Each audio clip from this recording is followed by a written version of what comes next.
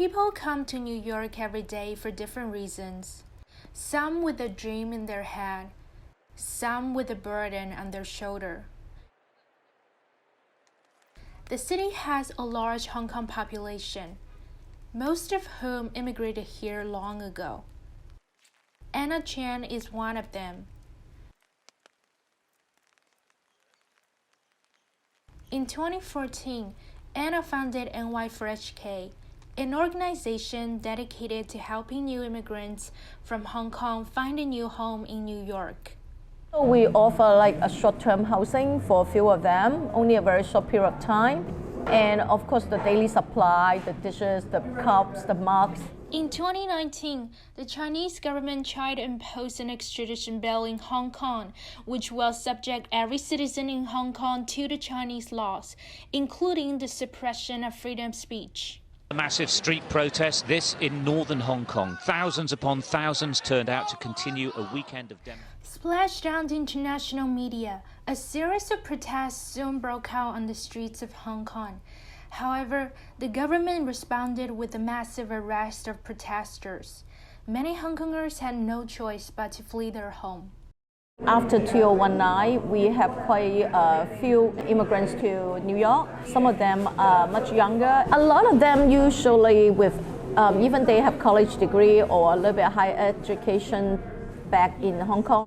A lot of the time they start with rather lower end job, working for restaurant or different sorts of waiter, waitress job, because they see, oh, you're not United States citizen or a green card, and you cannot do something very long term, things like that. So it may be, in the beginning, maybe a little bit more difficult. Anna still reads news from Hong Kong.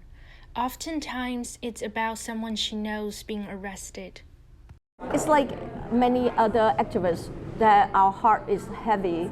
The situation is not getting better. Or when you think about these people who's in jail, and meanwhile you may be on vacation or drinking a nice hot coffee with friends.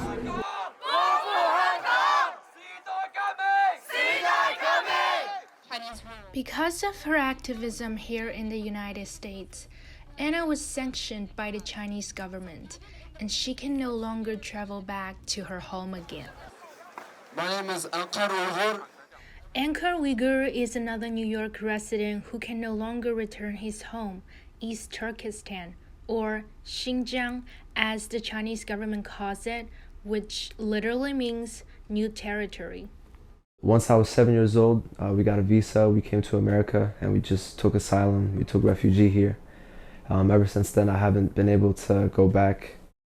Since 2016, the Chinese government has detained more than 1 million Uyghurs in concentration camps in the name of anti-terrorism. I think every Uyghur that lives outside of China, and maybe even some in China that haven't been taken into the camps, they all have a sort of survivor's guilt, we all think that it could have been me.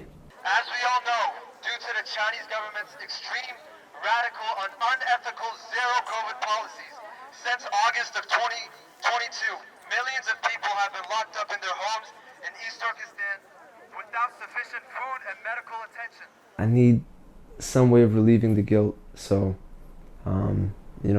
going to these talks, going to protests definitely helps. My personal goal is to go back to Hong Kong, and then we have something called 煲底見, means that we will see each other under the electrical, the building, and then I can see all my friends and all the people who fight together. I see me being here as like me building myself up to be able to take on the Chinese dictatorship.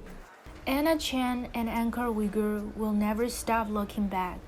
They will always have a burden on their shoulders for the people who are still living a life of fear.